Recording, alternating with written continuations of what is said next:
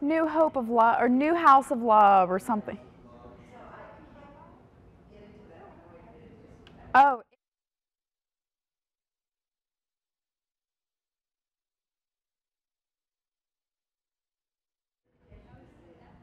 Yeah. Yeah.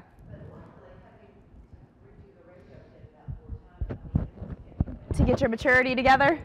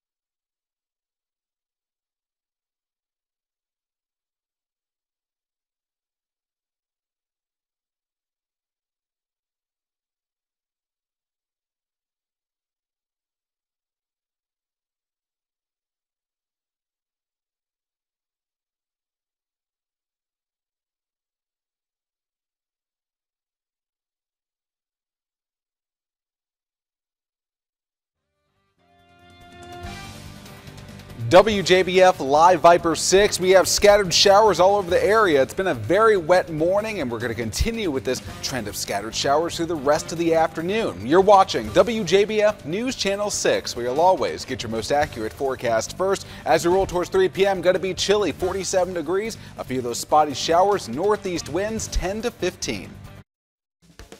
Live from Television Park in high definition, the station you count on.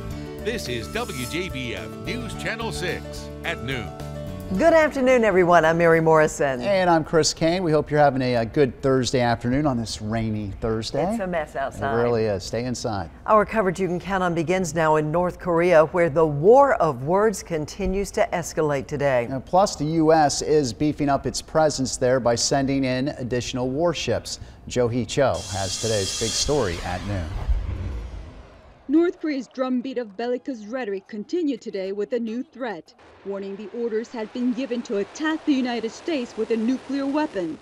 With such threatening talk coming from the commander of the world's fourth largest military, the Pentagon is on high alert. Some of the actions they've taken over the last few weeks present a real and clear danger and threat to the interests, certainly, of our allies. The Obama administration has been moving new weapons into the region. 2 more warships, stealth fighter jets, and a ground-based missile interceptor has been sent to Guam to target any launches from the north. And today, U.S. troops practice hazmat drills in case of a chemical weapons attack. North Korea has the world's 2nd largest stockpiles of chemical weapons.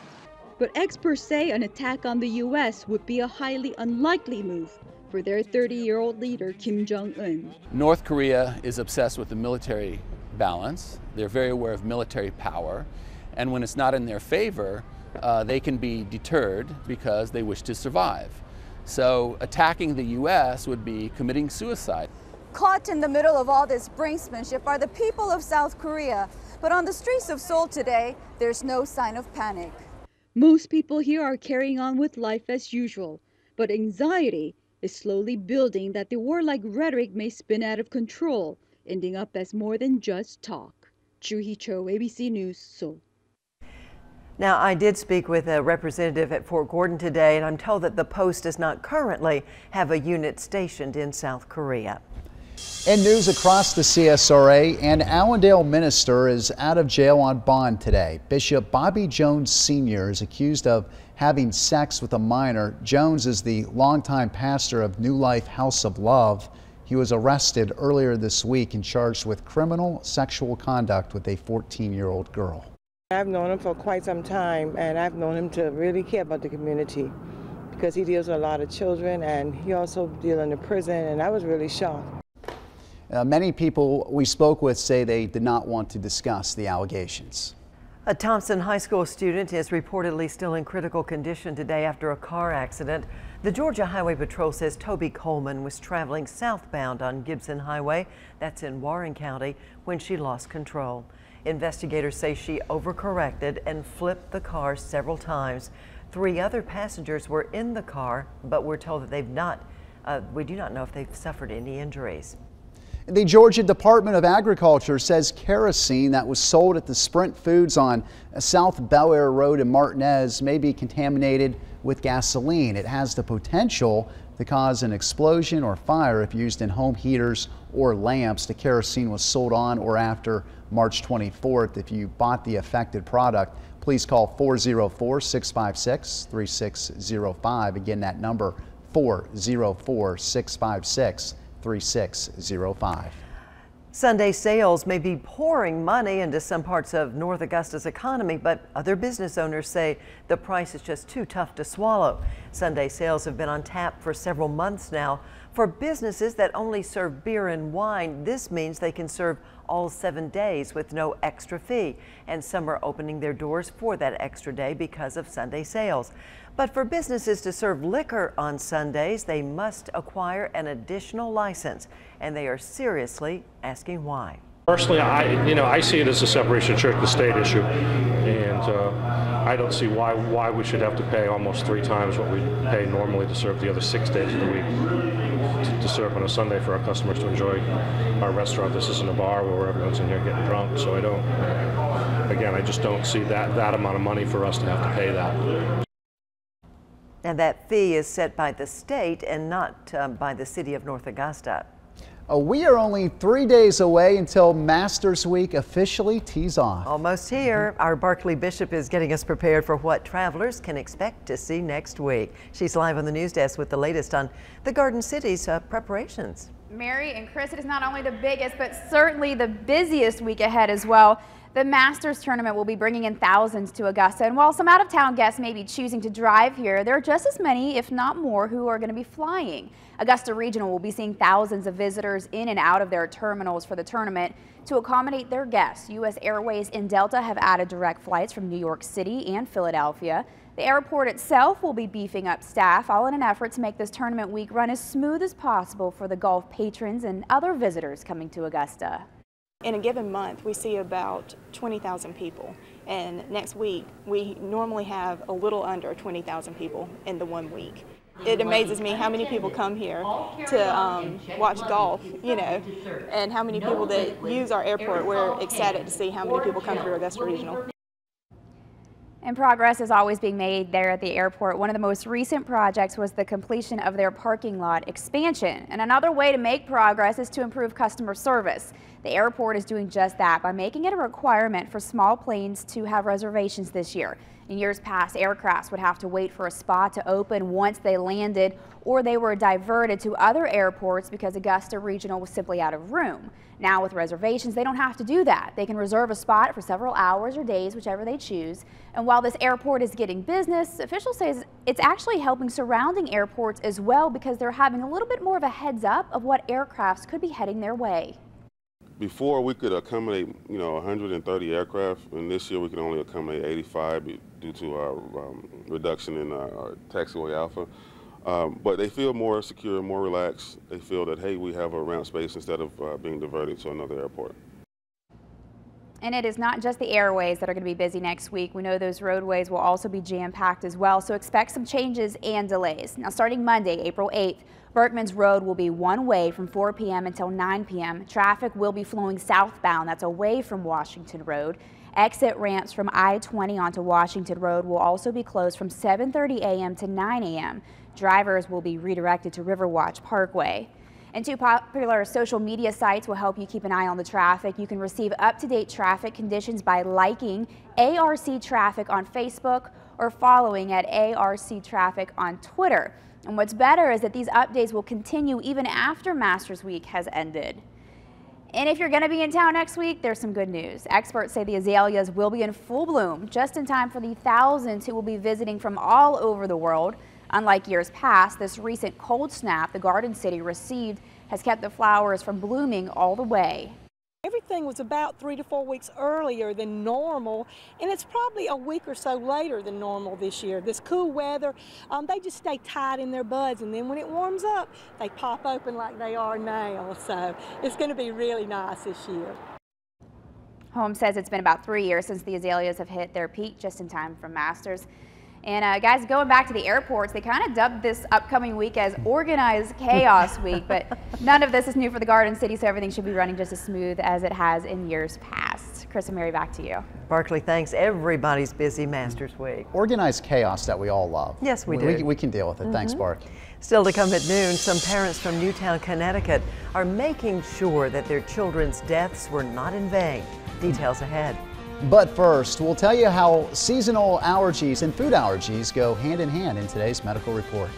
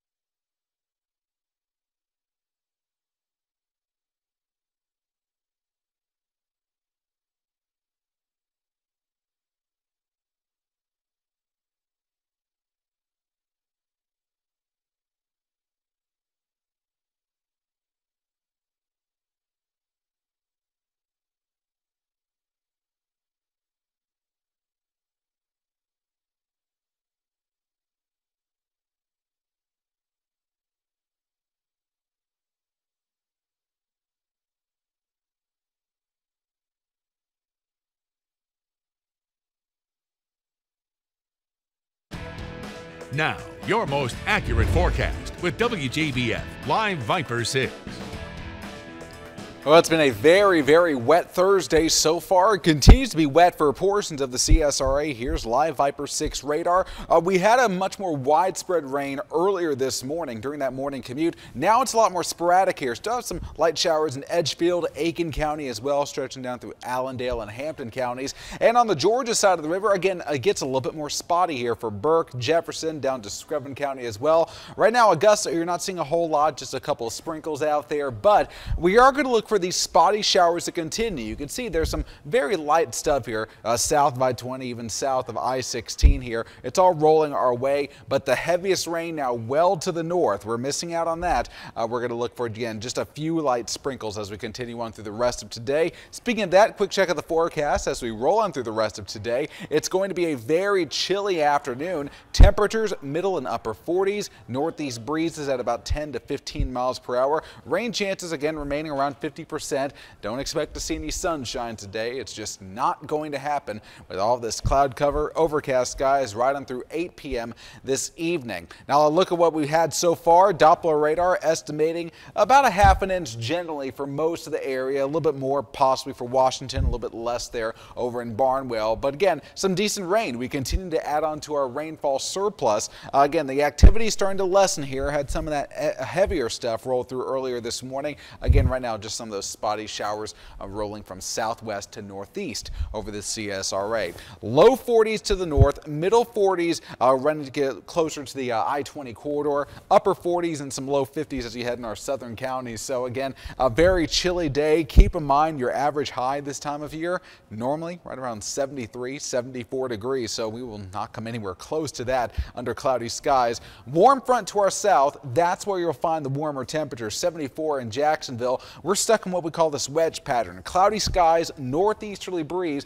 just continue to funnel in that very chilly air for our area. So we're going to be stuck in this cool pattern for the rest of today. Low pressure to our south, a severe weather event possible here over southern central Florida. Tornado watch will be coming out shortly for them. We do have the larger upper low still hanging back to the west. Now watch what happens here. The warm front stays to our south. We're on the cool end of this, so we're not going to see any kind of thunderstorm activity. This is 7 a.m. A few leftover showers, sort of this wraparound moisture as we go into Friday morning. By Friday afternoon, we start clearing out. We'll see a good amount of sunshine coming your way as we roll towards your upcoming weekend, and a warming trend as well. 60 for Friday, 70 on Saturday, got low 70s coming your way Sunday as well. And then we kick off Masters on Monday at 77 degrees, staying dry, mostly sunny, and we've thrown in an 80 there on Tuesday. And a quick just talk about next week very quickly. It looks like we'll stay dry through Wednesday. We're going to keep our eyes on next Thursday, a week from today, possibly for our next chance of rain. The beginning of the tournament. That's right, but we're off to a good start next week. Yes,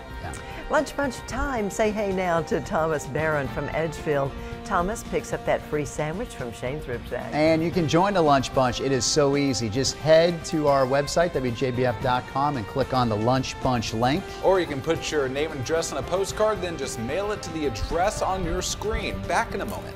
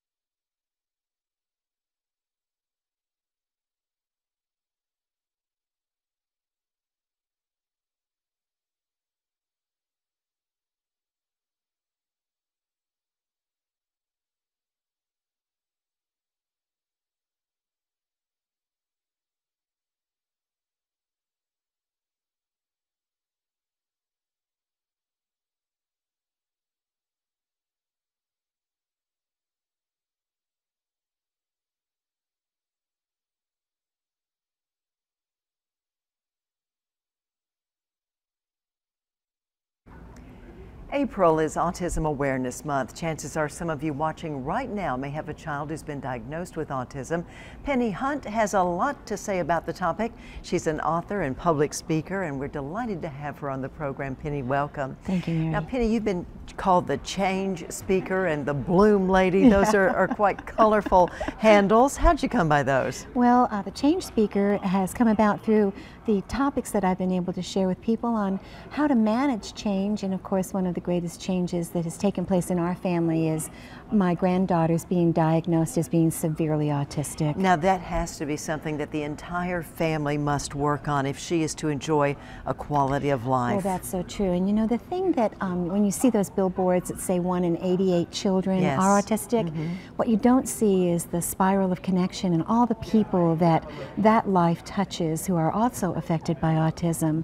And if it weren't for those specialists that are working diligently day and night to find not only the cause but a cure, and the people who work to support Millie in all that she is doing in her schooling, and her parents who are of course her very best advocate, I don't think that we would have seen the advances and the improvement in Millie's life that we have seen. So you talk about Millie and the improvements that she's seen.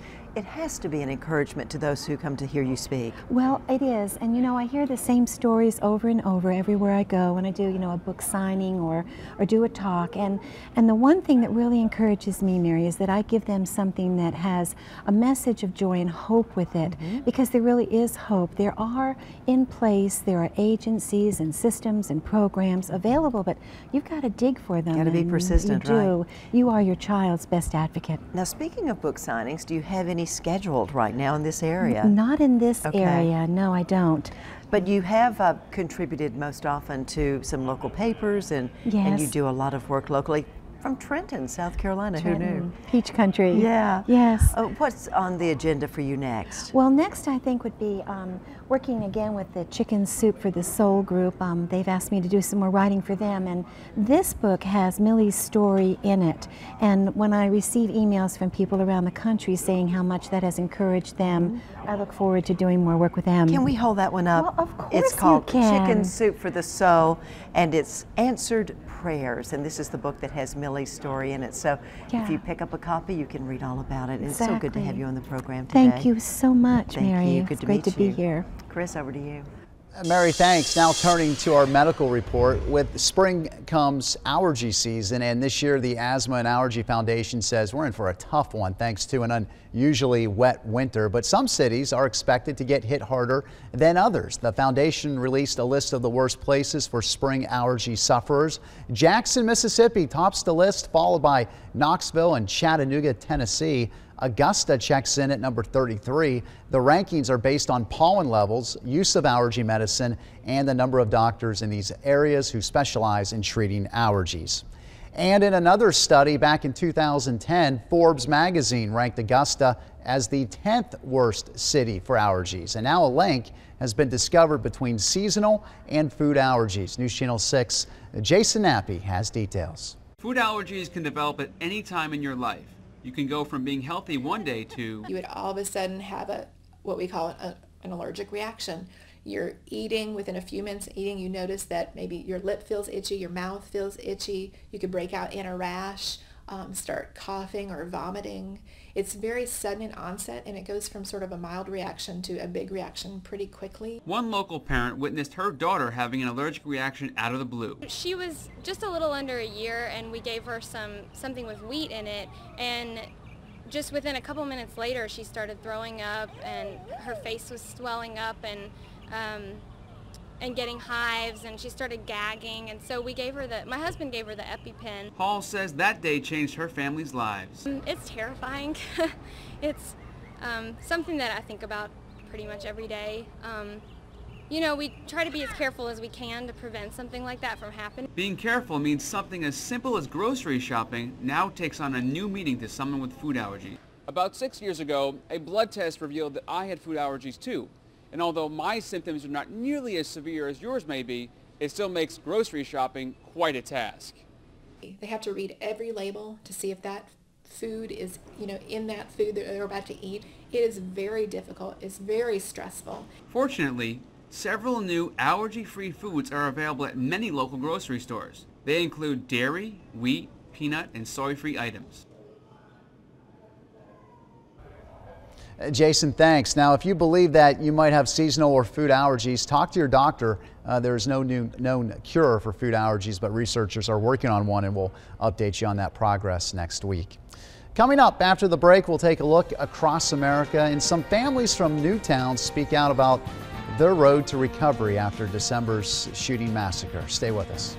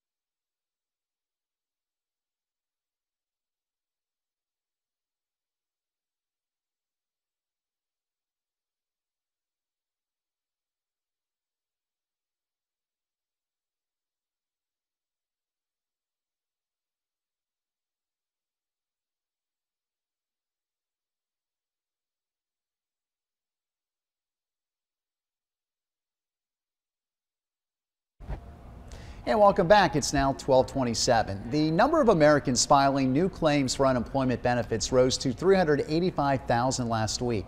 That story tops our look across America. Now that's up 28,000 from the week before, according to the Labor Department. This marks the third consecutive week of gains in benefit claims. The Labor Department will release its monthly jobs report tomorrow. And now to that troubled Carnival cruise ship that's been secured after breaking away from the dock at Mobile's port. Authorities continue to look for a shipyard worker thrown into the water. The crippled cruise ship, whose sewage-filled breakdown in the Gulf of Mexico subjected thousands of horrendous conditions, tore loose from the dock where it was being repaired, traveled downriver, and then crashed into a cargo ship. Also making headlines, Texas authorities will announce a reward of up to $200,000 to solve the murders of two district attorneys. Kaufman County DA Mike McClellan and his wife Cynthia were found shot to death in their home Saturday. Kaufman County government offices are closed today so workers can attend a public memorial for the couple. Assistant District Attorney Mark Haas was shot and killed near the county courthouse in January. Authorities have not said whether the cases are linked. Well, today marks the somber anniversary of the assassination of Dr. Martin Luther King Jr. It was on April 4th, 1968, that the civil rights leader was gunned down in Memphis, Tennessee by James Earl Ray. 4 years earlier, King was the youngest person to date to win the Nobel Peace Prize. His legacy includes a posthumous Presidential Medal of Freedom, a monument in Washington, and a national holiday in his name observed every January. The next hearing for accused Colorado movie theater shooter James Holmes is set for next Wednesday afternoon. At the hearing, Holmes's lawyers are expected to re-question a police detective on information leaked to a television news reporter. Holmes is accused of opening fire last year at a movie theater in Aurora, Colorado, killing 12 people and injuring 58. Prosecutors plan to seek the death penalty. Proposed gun legislation leads to death threats for a New York lawmaker. Representative Carolyn Maloney says her office received the call's response to a bill that would require gun owners to obtain liability insurance. The New York Democrat introduced the bill in March. The plan exempts military service members and law enforcement officers. Maloney says police are investigating those death threats. The governor of Connecticut just signed a tough new gun legislation minutes ago. The bill passed the Connecticut House early this morning. A draft of the measure outlines a plan to add more than 100 types of guns to the state's list of banned assault weapons. The bill would also limit the capacity of magazines and require background checks even at gun shows. Advocacy groups call it the strongest and most comprehensive ban to be considered.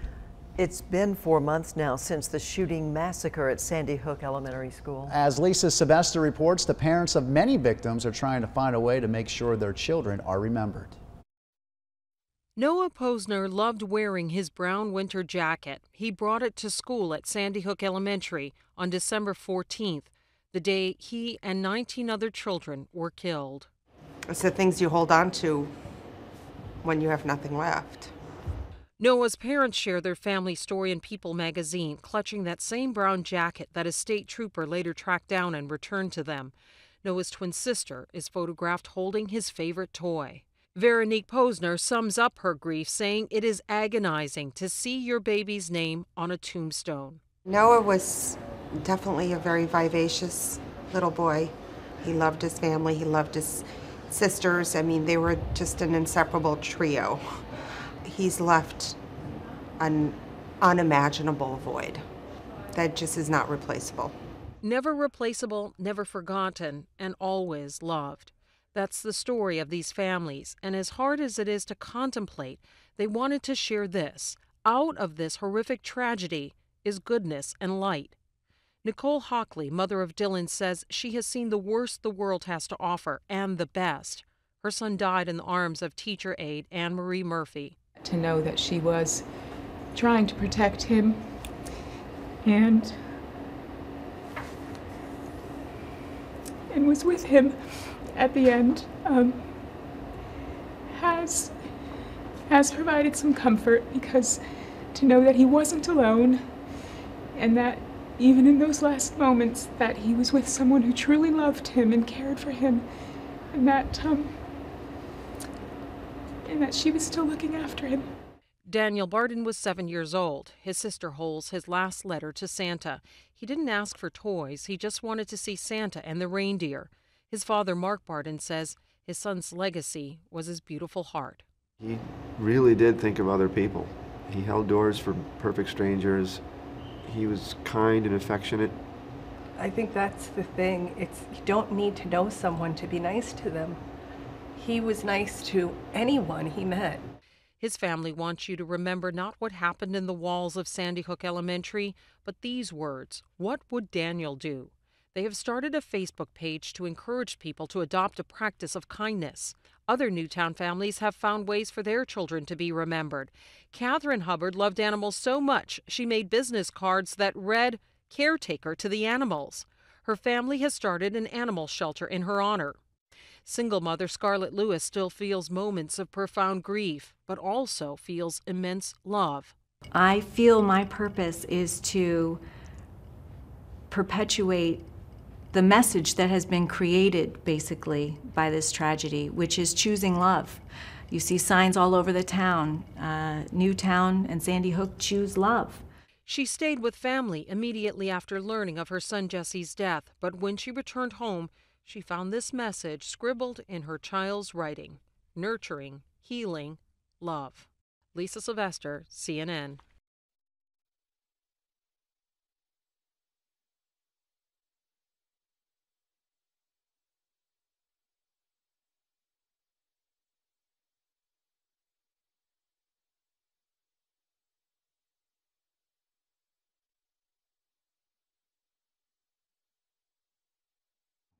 is probably their mating period, right? Well, actually it is. And other snakes.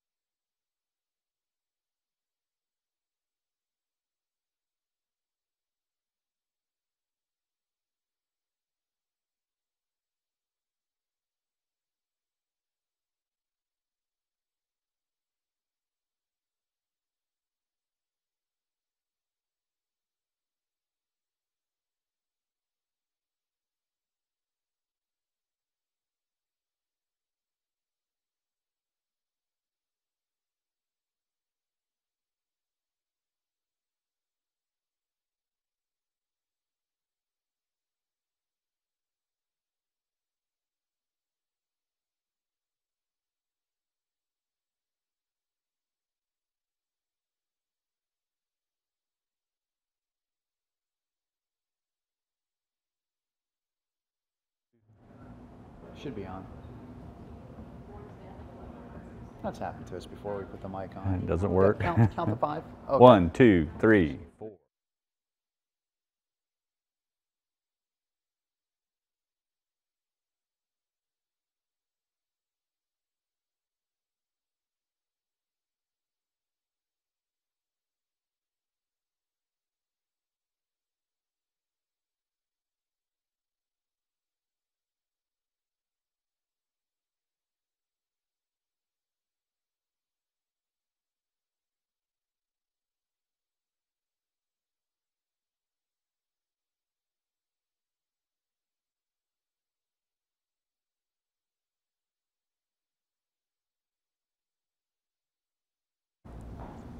Rain or shine, it's always a fun time at the Riverbank Zoo and Garden in Columbia, South Carolina. And joining us today from the zoo is Scott Poff. And Scott, you've brought one of the most popular snakes at Riverbanks. What kind of snake is this? This is actually called a Vietnamese long-nosed snake, and it's called that because of that scale on the end of its nose. It kind of looks like a rolled-up leaf.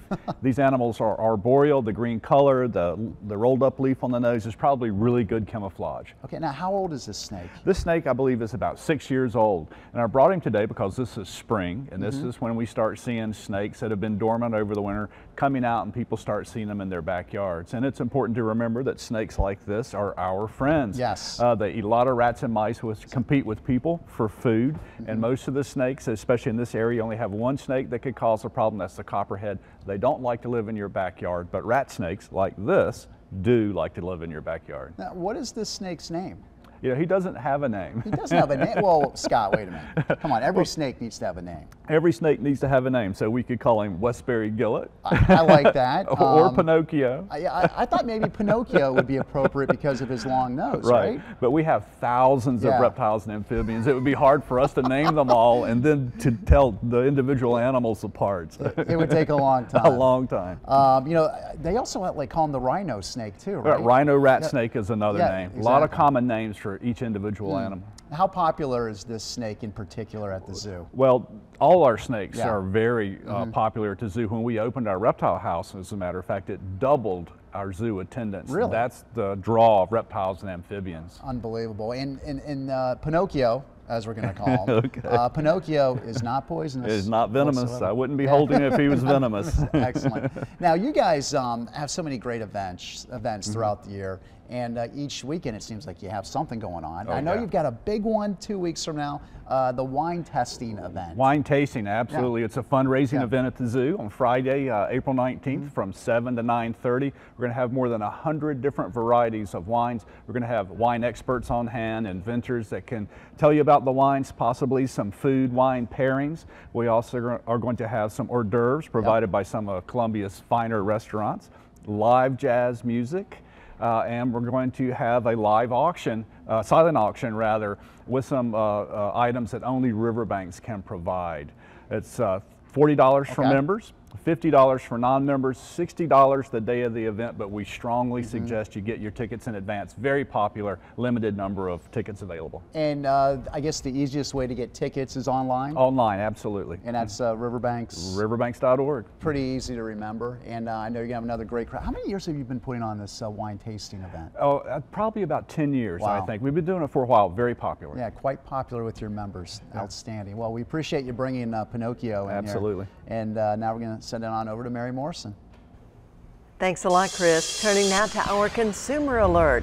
The iPhone 5 could soon be, well, sort of a has-been. The Wall Street Journal says Apple may unveil the new iPhone 6 this summer. No details just yet about the phone's features, but since making its debut in '07, each iPhone model has included a more powerful processor and a better camera. The new devices could be unveiled at Apple's annual Worldwide Developers Conference in June. Well, Facebook has a major announcement scheduled for today, and it's widely expected to announce a new smartphone designed with the social network in mind. Reports say Facebook will unveil a phone built by HTC and running Google's Android operating system. It would also use a special software called Facebook Home to fully integrate the user's profile page and friends into the device. We'll be back in a minute, but first a check of those winning Georgia Lottery numbers. Keep it right here.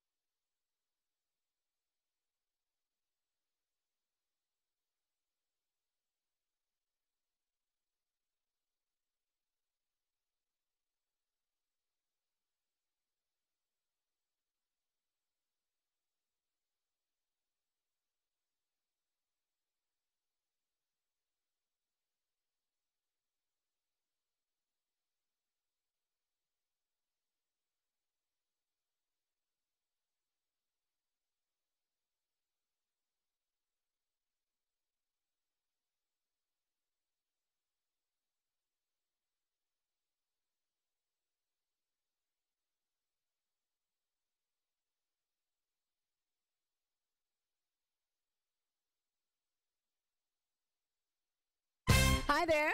How you doing? I'm Renee Miller with your Cash 3, your Cash 4, and your Georgia 5 midday drawings. First, we're going to play Cash 3. Let's do it. Here we go. First number coming out. And there it is. It's number 9, followed by our next number, which is number 8. And our final Cash 3 number today is number 2. Again, the numbers are 9, 8, and 2. Good luck. Now we're going to move over to your Cash 4 midday winning numbers today. Let's see if we can make you a winner. First number is number 1, followed by number 2 up next. Number 5, and our final Cash 4 number today is number 8. Again, the numbers are 1, 2, 5, 8. Congratulations. Now let's move over to Georgia 5. We have 10 balls mixed in each of our 5 chambers. Here we go. First number is 8, followed by number 9. Up next, number 1, followed by number 8. And our final number today is number 1. Again, the numbers are 89181. Congratulations and have a great day. We'll see you next time.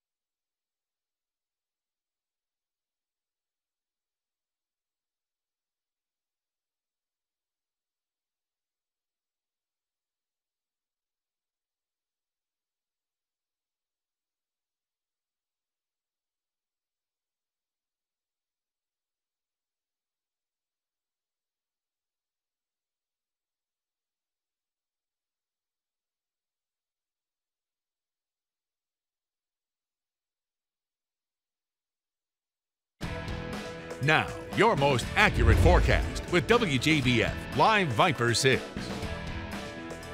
Well, the rain activity is starting to wane just a little bit, but we are going to keep a 50% chance of rain through the rest of today. Take a look at Live Viper 6. Here it is. Just some very light activity on the radar at this time. A little bit more of a steady rain in southern Aiken County, Barnwell as well. Seeing a little bit more sporadic activity on the Georgia side of the river. But again, it's just going to be sort of on and off as we continue on through the rest of today. Really, I don't think we're seeing any more really kind of heavy rain, not like what we saw earlier this morning. But again, as we go through the day, quick check of that forecast again. We're going to keep it very cool as well. Cloudy skies, 50% chances of rain. Take a look at those temperatures. Afternoon high, well, it likely already hit our afternoon high of 50 earlier this morning. Temperatures going to hover in the upper 40s for the remainder of today, 45 degrees by 8 p.m. tonight. Let's take a look at what we've got going on right now in terms of the rainfall totals here. These are not official. These are just estimated by our Doppler radar, and it's indicating a widespread about a half an inch of rain that's fallen within the last 24 hours since the event began late last night. Again, most of the heavy activity is now well to the north of our area. We're seeing overcast skies. Again, just a few spotty showers that will continue as we go through the rest of today. Roads are still going to be quite wet, so make sure you be careful out there as you're driving around. Low 40s to the north with McCormick right now at 39 degrees. Absolutely frigid, certainly for this time of year. Middle 40s in the central portion of the area, upper 40s to the south. Similar story here. The farther south you head, that's when you finally hit the warm air. On the other side of that warm front, all the heavy rain now rolling off to our north. We're stuck in what we call this wedge pattern. Very warm air. Jacksonville right now at 75. We are a full 30 degrees colder. We have this northeasterly wind, and that continues to push in that much colder air over our heads under cloudy skies. Now the main upper level low is actually still hanging back here across portions of the Arklatex. Eventually that's going to swing through our area, and we may get a few more showers tomorrow morning on the back side of that low. Here's what I'm talking about. Some of the heavier rain may refire up later on today to our south, but watch what happens. The upper low rolls in, and then we may get a few of these spotty showers by 7 a.m. tomorrow, so rain chances may not be done yet. But good news, as we go through the day Friday, that system rolls on out, high pressure moves in, going to give us sunshine, and then we got a pretty big warming trend coming your way for the upcoming weekend and right into the beginning of your Masters week as well. Looking very good by Monday and Tuesday. In fact, here's a look at that forecast. Sunshine Saturday, 70 degrees, mostly sunny, just a few passing fair weather clouds by Sunday, and we really start to crank up that heat a little bit, near 80 as we roll towards your Tuesday, and it looks like we'll stay dry right on into Wednesday when the par 3 gets underway, but by Thursday of next week when the actual tournament begins, that's when we'll see our next rain chance roll in. So I don't think we're going to make it through this Masters rain-free, guys. Usually don't. Right. Thanks, Ed. Well, we'll take a quick break, and well, a lot of people are talking works of art out at the LA Web Fest. Going to have more on that story straight ahead.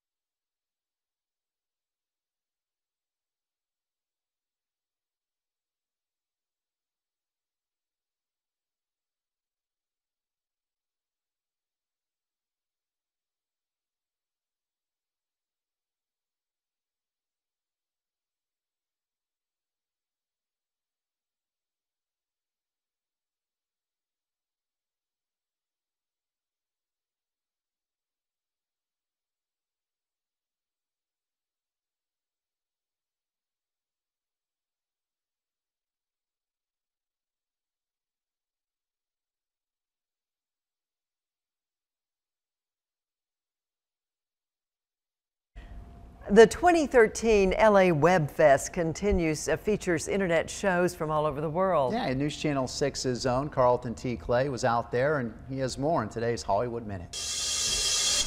Hey guys, I am here right now in sunny California, Los Angeles, California to be exact, and we are in front of the Los Angeles airport, which is also known as the LAX. You can see right behind me, big old LAX sign right there.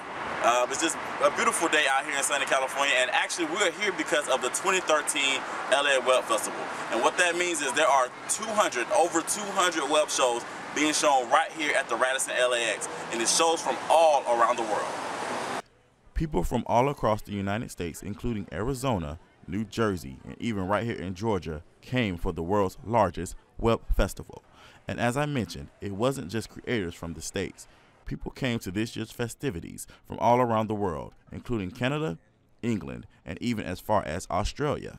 The 2013 LA Web Fest included the screening of over 200 shows that are seen all across the internet and several panel discussions talking about how to transition from the web to television and is the web the new wave of entertainment. So there's a lot going on here at the LA Web Fest. There's even more things happening with your favorite celebrities. Here's what else is going on in the world of entertainment. It looks like Jimmy Fallon is taking over. The executives of NBC confirmed that Fallon will be replacing Jay Leno on The Tonight Show next spring. NBC executives say they are worried that they are losing younger viewers to ABC's Jimmy Kimmel Live. The Tonight Show will also relocate from LA to its original home in New York City. The First Lady of the United States is thrilled about the new film 42, and she wants everyone to join in her excitement. First Lady Obama hosted a viewing of the film and an interactive discussion for high school and college students. 42 tells the story of legendary baseball player Jackie Robinson and the integration of baseball. 42 opens in theaters Friday, April 12th. So as you can see, there's a lot going on here in Los Angeles, California, and I am just excited and just honored to be here. It's such a beautiful day outside. I may not even come back to Augusta, Georgia. I'm just joking. It was just jokes. Just kidding. But for now, reporting in Los Angeles, California, outside of the LAX, I am Carlton T. Clay, WJBF News Channel 6. And, you know, we are certainly proud to announce that Carlton brought home 5 awards for his show, The Lion's Den, including Outstanding Writing and Producing. And if you have any fine arts events going on here in the CSRA, let us know on our Facebook fan page. Yeah. Hey, stick around. In 2.5 minutes, we'll have some really fun video to share with you.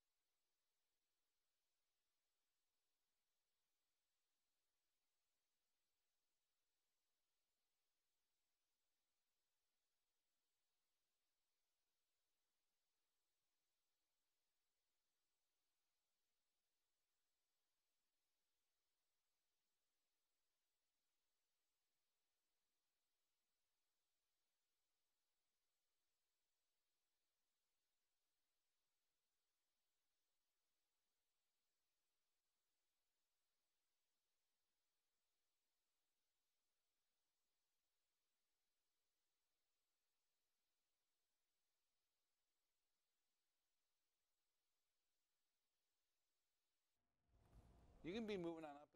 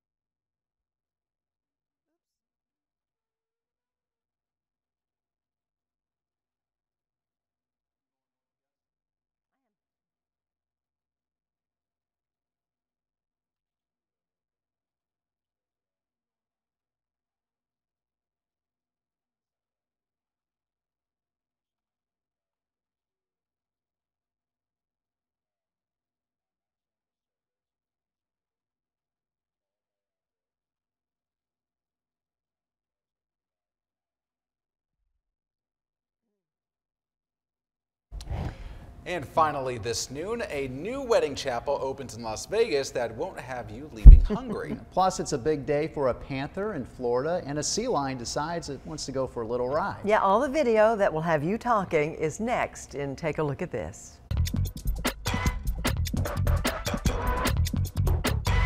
Take a look at this. I now pronounce you husband and wife. You may have said I do to a plate of scrambled eggs at Denny's, but how about to a life partner? Well, if the idea of tying the knot at a wedding chapel run by the restaurant chain appeals to you, head to, where else? Las Vegas. Denny's has just opened the chapel. Nancy Lewandowski and Stephen Keller, shown here, were the first takers. Cost for a wedding on this menu, $99. A panther raised by authorities in Florida has taken steps towards freedom. Check out the big cat making a run for it after being released near the borders of Palm Beach. The Florida Fish and Wildlife Commission rescued the male panther and his sister after the death of their mother. This area was chosen for the release because it presents a good opportunity for the animal to acclimate back into the wild. Apparently, a backseat driver doesn't always have to be a human. A sea lion pup climbed into a car in San Diego. Fortunately, the animal was able to be rescued. Experts from SeaWorld, which are treating the sea lion, say it appears to be around 8 months old. For Take a Look at This, I'm Mary Ellen Hopkins. How cute is that sea lion? A little pup. Yeah, and you just mentioned, it's like, what's going on with the sea lions? Last week, one of them ended up at a hotel, right? Yeah, Wanted a vacation. Just chilling out. Yeah, sea lions are making a lot of news recently. Aren't they? A quick check of what's going on here as we go through the rest of today, your forecast. Just some off and on showers, the heaviest rain done, but it's going to stay cool. High temperatures will be in the upper 40s. We've already hit our high of 50 for today. 60 tomorrow, some morning showers possible, and then dry air settles in for Saturday, Sunday. Then we got the warming trend as well, right up into your Masters. Monday there, 77, lots of sunshine. Tuesday, we've thrown in an 80, and we look to be in the low 80s by Wednesday as well, guys. All right, thanks, Ed. And thanks a lot for joining us today for News Channel 6 at noon. Yeah, we do appreciate it. Our next newscast comes your way at 5 p.m. And we'll see you bright and early tomorrow for GNA. Have a great day, everyone. Oh, cool. Look at this.